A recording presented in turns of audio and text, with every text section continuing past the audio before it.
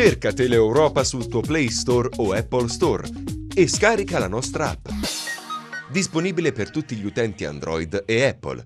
Ti aspettiamo! La debacle del Cosenza, dopo i segnali di ripresa con il Catania e i punti conquistati con personalità Reggio Calabria, arriva una battuta d'arresto pesante. Dopo 10 minuti la Casertana riesce a portarsi in vantaggio e da lì in poi è quasi buio pesto per i rossoblù. Vediamo.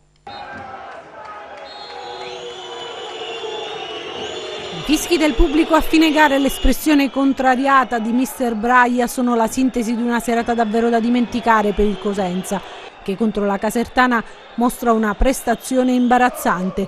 Il rossoblù, dopo il successo ottenuto sugli Amaranto nel turno infrasettimanale nell'anticipo dell'8ª giornata, perdono malamente e restano all'asciutto di vittoria al Marulla. Troppo più propositivi e attenti i campani, che dopo soli 11 minuti sbloccano il risultato con Alfagheme, brava ad incunearsi fra due difensori, sfruttando un passaggio dalle retrovie e anticipando il portiere Perino.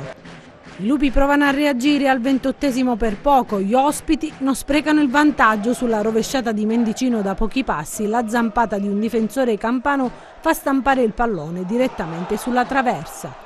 La Casertana tira un sospiro di sollievo e prima del riposo mette al sicuro il risultato con la rete di Galli, che direttamente su punizione sfrutta un'indecisione della barriera e insacca alle spalle di Perina. Un vero e proprio blackout per il Cosenza, che prova a raddrizzare il risultato nella ripresa. Braia cambia qualcosa, gettando nella mischia Statella e Caccavallo al posto di Dorazio e Mendicino, e proprio al centrocampista reggino poco dopo viene annullato un gol dal direttore di gara per un presunto fallo in aria. Poi le due occasioni di Pinna con un tiro da fuori e di Statella che non inquadra lo specchio della porta. I sirani non riescono proprio a reagire e così al 36° arriva il tris della Casertana con un gol di Carriero da Cineteca dai 25 metri, che si stampa sotto l'incrocio dei pali.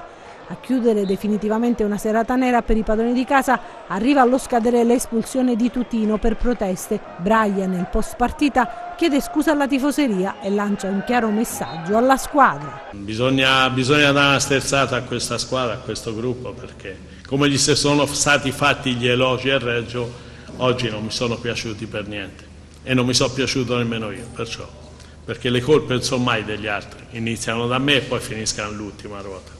Quello che mi preoccupa maggiormente è al momento in cui prendi un gol, questa squadra sparisce dal campo. Non mi è piaciuta assolutamente né l'atteggiamento. Io credo che nel calcio uno può giocare male, può perdere le partite, ma quando esci dal campo deve aver dato tutto. Perlomeno non puoi giocare così a calcio, così è stato imbarazzante per 90 minuti. Cerca Teleeuropa sul tuo Play Store o Apple Store e scarica la nostra app. Disponibile per tutti gli utenti Android e Apple. Ti aspettiamo!